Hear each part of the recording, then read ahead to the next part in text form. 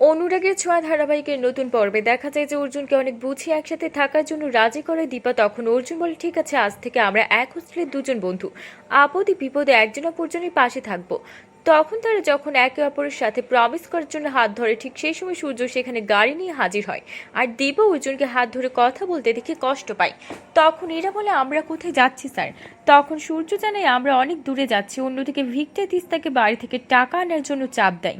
তিস্তা রাজি হয় না। তিস্তা ভিক্টরকে বোঝে, তুমি এত ভালো নাচ করো, এত ভালো কোরিওগ্রাফার, তোমার ভালো চাকরি হয়ে যাবে, আমি চেষ্টা করব।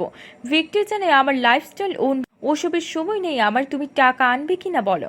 তিস্তা রাজি না হয়ে নিজের বেল্ট খুলে মারতে থাকে ভিক্টর। অন্যদিকে দীপা অর্জুন বাড়িতে ফিরে সোনার মুখে সবটা শুনে অবাক হয়ে যায়। বাড়ির অন্যরা বিশ্বাস না করলেও দীপা বলে, সোনা যখন বলেছে তার মানে মিশকা ঠিকই এসেছিল, তাই মিশকাকে ধরতে এবার অর্জুনের সাথে নতুন ফাঁদ পাতে দীপা। তো বন্ধুরা, কি হবে এবার? এক্ষুনি একটা লাইক দিয়ে এবং কমেন্ট করে জানিয়ে দাও তোমাদের মতামত। ধন্যবাদ।